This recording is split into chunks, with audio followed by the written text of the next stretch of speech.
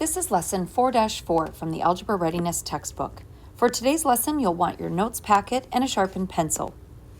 Pause the video and work on this study guide question. When you've completed it, continue the lesson to compare your answer to mine.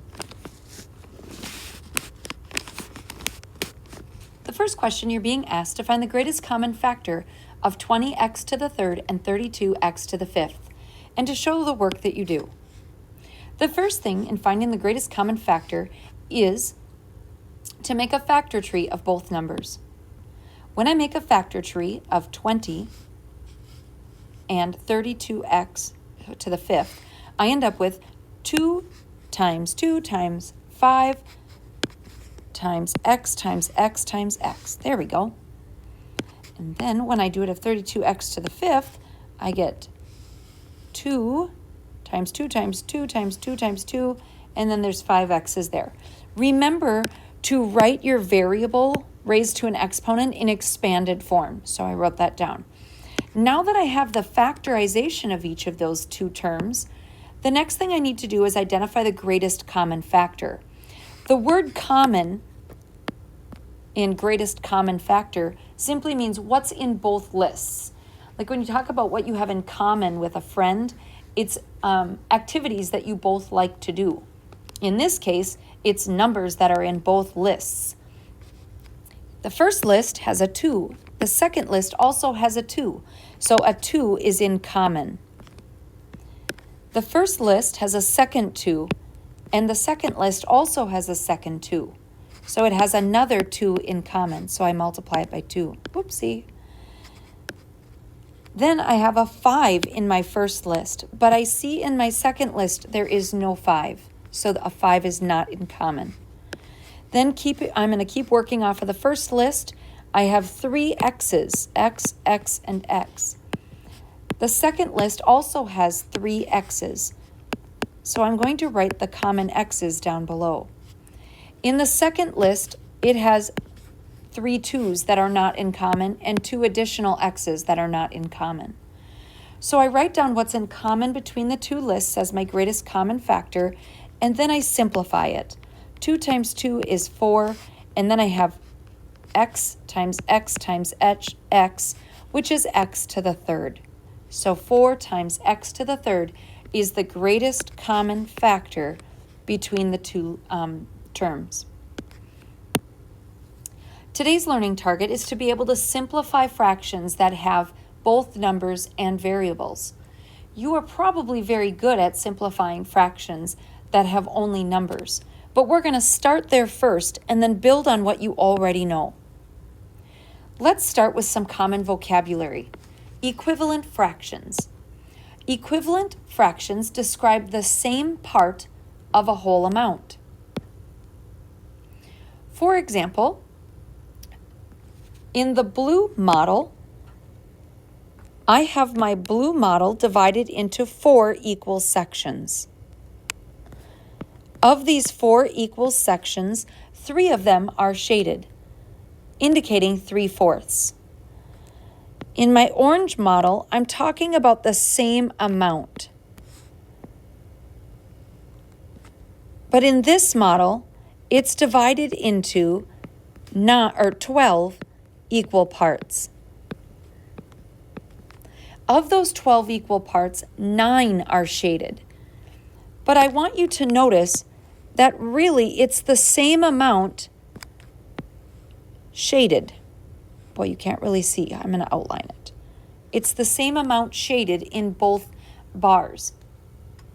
So if this were let's say if this were a loaf of cheese bread, and this was a loaf of cheese bread, if you ate the shaded portion of the blue cheese bread, or if you ate the shaded part of the orange cheese bread, you're eating the same amount. It's just the orange cheese bread was broken into smaller pieces. So that is an equivalent fraction. You will notice over here on the right that equivalent fractions can be found by multiplying the numerator and the denominator by the same number. In this case, 3/4 times 3 over 3 is 9/12. If I ask you to find two fractions that are equivalent to 4/12, you can do that by multiplying both the numerator and the denominator by the same number of your choice. There's an infinite number of possibilities, so we're going to go with 2 over 2. 4 times 2 is 8, 12 times 2 is 24. 8 24ths and 4/12 are equivalent fractions. You are not limited to multiplying, however. You could also divide both your numerator and your denominator by the same amount. In this case, I could have divided by 2 over 2, or I could divide by 4 over 4. 4 divided by 4 is 1, 12 divided by 4 is 3, so the fraction 1/3 is indicating the exact same amount as 4/12. Now, there are an infinite number of possibilities, but those are just two. I'd like you to pause the video and try naming two equivalent fractions to each fraction shown. Then come on back and see if you got any that are the same as mine. Some of yours might not match because there are an infinite number of possibilities. Here are three possible answers for 5/15. Here are three possible answers for equivalent fractions to 10/12. And here are two possible answers for equivalent fractions to 14/20. Another vocabulary term to write down is simplest form. Simplest form of a fraction is a fraction whose numerator and denominator have no common factors other than 1. So how do you find simplest form? You simply divide the top and the bottom, or the numerator and the denominator, by the greatest common factor. Take a minute to get those notes written down. Pause it if you need to. Here's our first example. A survey of your friends about their favorite sandwich finds that 8 out of 12, or 8/12, prefer peanut butter. Write this fraction in the simplest form. Which fraction best communicates the survey results and why? Well, 8/12 I can simplify by dividing by the greatest common factor. The greatest number that goes into both 8 and 12 equally or evenly is 4. 8 divided by 4 is 2. 12 divided by 4 is 3. 2/3 is the simplest form, but it's representing the same amount as 8/12. So which fraction do you feel represents or communicates the survey results best? Probably the simplest form, 2/3, mostly because the simplest form are most familiar to other people. So people have a concept of what 2/3 is better than what 8/12 is. Write each fraction in simplest form. I would like you to pause the video and write these out so you get some independent practice, and then come on back to compare your answers to mine. In letter A, my greatest common factor is 2. And so 3/4 is the simplest form. In letter B, the greatest common factor between 9 and 12 is 3. 9 divided by 3 is 3. 12 divided by 3 is 4. Lastly, 28/35, 28 and 35 are both divisible by, let's see if I can scooch that over, 7. And I get 4/5. I want to show you something that's kind of cool because students don't realize why this method works. Why am I able to divide the numerator and the denominator and get an equal fraction? Well, the reason that works is the same reason that 10 divided by 1 equals 10, or 2/5 divided by 1 still equals 2/5. Do you see that what ends when I divide by 1 is the same as what I started with? Do you also agree that we have many different ways of writing 1? 1 is the same as 1 over 1. It's also the same as 2 over 2. It's also the same as 3 over 3, or 4 over 4, or 5 over 5, and that these are all fancy ways of writing 1. So take a look over here. Do you see that really I'm taking 6/8 and I'm dividing it by 2 over 2, which is really dividing by 1? So it makes sense that 3/4 and 6/8 are the same amount. Likewise, 3 over 3 is a fancy version or a fraction version of 1. So I really divided 9/12 divided by 1 to get an answer that's equal to 9/12. 7/7 is also a version of 1. Hopefully that helps you to build understanding as to why that works. Now we also can simplify fractions that have variables. In letter A, I see that I've got a y on the top and a y on the bottom. And y divided by y is equal to 1. So really what I'm left with is 1 over x. Remember, this is 1y, isn't it? The coefficient of y, if it's not written, is 1. So when I cross off the y divided by y, I'm left with a 1 in my numerator. In letter B, I need to reduce the fraction, yes, but I also can reduce the, hold on, before we start this, I also can reduce the variable. I would like you to take a minute and rewrite all of these exponents in expanded form. So let's rewrite this as 3 times a times b times b. And then in the denominator, 12 times a times c. That way you can cancel out or cross off any that are in common that would divide out or cancel each other. So in this example, A and A cancel each other out, don't they? Now B and C do not. They stay as they are. 3 and 12 can be reduced by dividing by a common denominator or a common factor of 3. And I get 1/4. Some people don't do this side problem, and instead they say 3 divided by 3 is 1, 12 divided by 3 is 4. And that's okay too. So let's summarize what we have left here. I have a 1, and then I have a b and another b in the numerator. In the denominator, I have a 4 and a c. So 1 times b is the same as b squared, or 1b squared, over 4c. All right, I know it's going to take a couple more examples, so let's try it. Again, write these in simplest form. Pause the video and try to do A and B on your own. Let's leave C to do together. So try to do A and B, then come on back to compare what you got to what I got.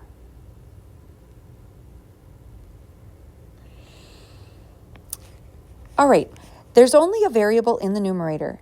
So I'm going to show or insert my coefficient of a 1. So that way when it crosses out, it doesn't leave nothing in the numerator. Now, I see that I have a b in the numerator and the denominator, and they cancel each other out or equal 1. So what I'm left with is a 1 in the numerator. Then in the denominator, I'm left with an a and a c. 1 over AC is my simplest form of letter A. Then problem B. In problem B, I don't have any exponents to write in expanded form. My m's cross out. I also see that 2 and 6 have a common factor of 2. 2 divided by 2 is 1. 6 divided by 2 is 3. Now I'm going to rewrite what's remaining in my numerator and in my denominator. I have a 1 and an n. 1n or just n. If you wrote 1n there, that's fine. I have a 3 in the denominator and nothing else. The 6 and the 2 were both crossed out and the m was crossed out. So all that's left is 3. You could have written this also as 1/3 n, because there was a 1 there, remember? So if you wrote that as 1/3 n, that would mean the same thing. All right, let's tackle C together. The first thing for C is to rewrite my exponents in expanded form. 24x times x times y. Then in the denominator, I have 8xy. Now I'm going to start canceling out what cancels. X divided by x is 1. They cross out. Y divided by y crosses out. 24 and 8. I can reduce that fraction because 24 and 8 have a common denominator or a common factor of 8.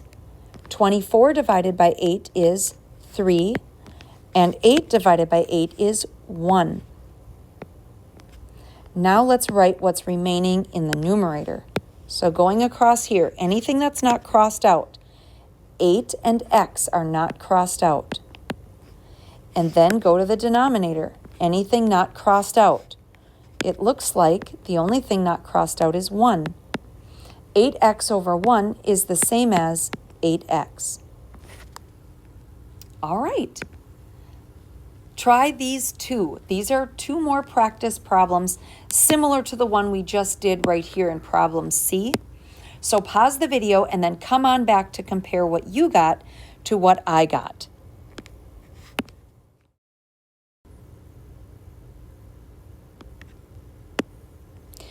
All right, the first thing you should do is write your exponents in expanded form. So 30a times a instead of 30a squared.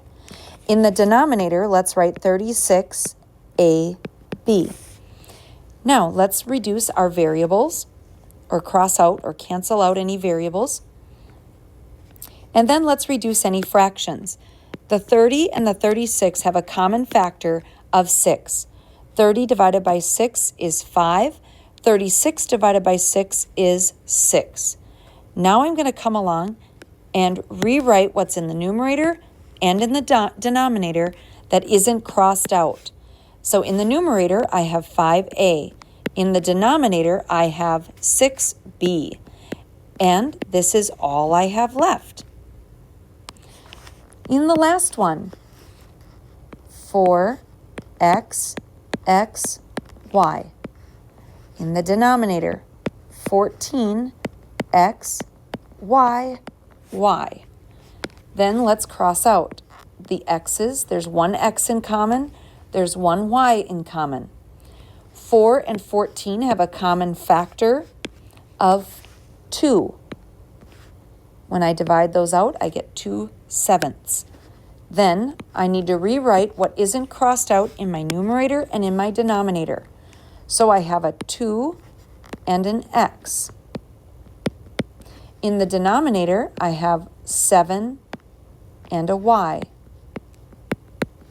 This is simplest form. So what might this look like on your upcoming quiz? Here are some study guide problems. Let's give these a try. Pause the video, try these 3, come on back and compare your answers with mine.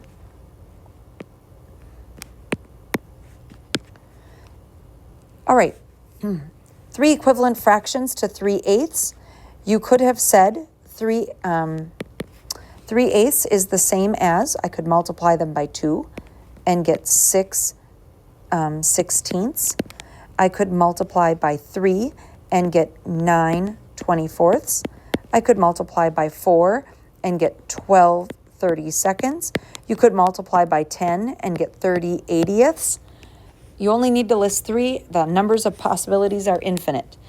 Next, write this in simplest form. Show any work that you do. 42 and 56. It's okay if you don't get the greatest common factor right away, but let's try. I see that 42 and 56 are both divisible by 7. So let's try dividing them by 7 over 7, and I get 6. 56 divided by 7 is 8. Oh, that wasn't the greatest common factor. Let's try again. Let's divide by 2, and I get 3/4. 3 and 4 have no common factors, so I know I'm done. The last one, 15f to the 4th, or 15fn over 75, f to the 4th, n to the 2nd. To help with this one, I want to scooch that up and give us a little more room. Let's rewrite 15fn, and then the denominator, 75 f, n, n. Now I have it in expanded form. Let's cancel out the exponents.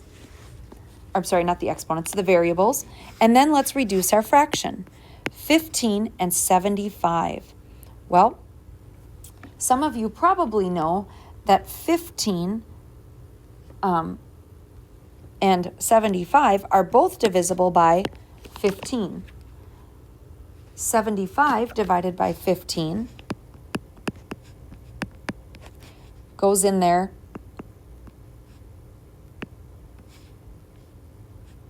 5 times. So in my numerator, I have only a 1 left. In my denominator, I have a 5, 3 f's, and 1 n left. So 1 over 5 f to the 3rd n is my answer. All right, your assignment. Give this assignment a try, page 190, 26 through 43. Make sure you're showing all of your work in pencil. I want to see, what are you multiplying or dividing your numerator and denominator by? Show me how you're crossing out your